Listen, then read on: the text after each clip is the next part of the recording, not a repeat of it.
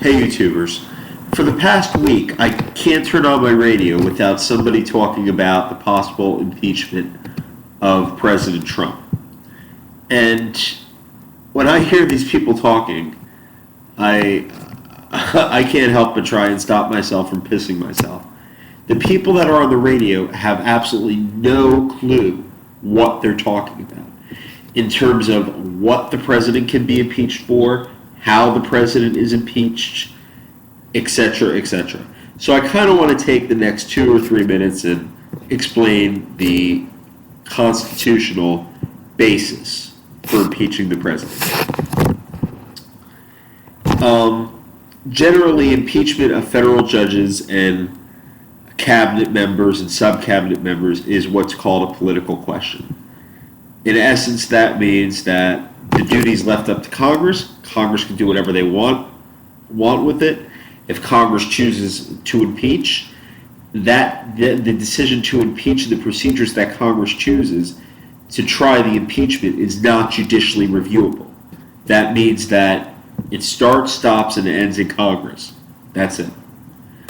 But, and there's always a but with lawyers, I know, when the impeachment of the president is concerned, the Constitution specifies in Article 1 that the Chief Justice shall preside over the trial of the president.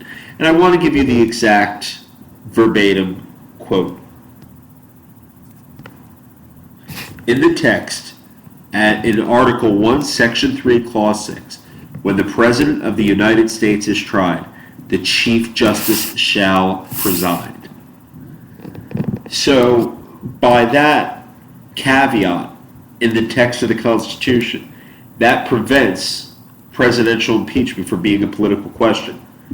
In essence, presidential impeachment is a judicial one because of that caveat.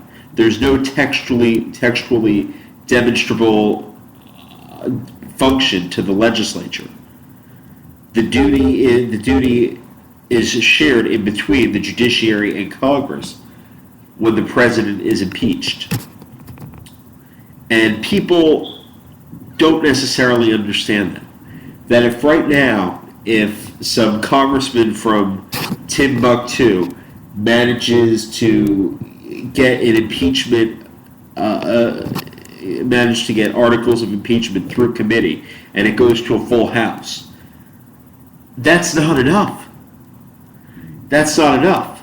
Those articles have to be tried before the Senate with the Chief Justice of the United States presiding.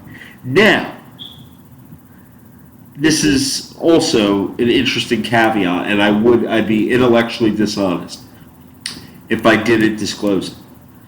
Because in our time, the only other impeachment was Bill Clinton, the role of the Chief Justice in a presidential impeachment isn't necessarily that clear.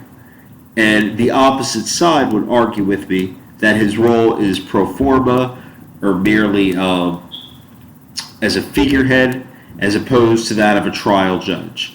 But I think that the text is pretty clear in terms of what it says.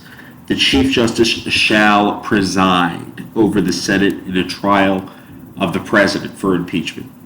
Shall preside. It doesn't say he shall be there. It doesn't say he shall be a casual observer. Shall preside.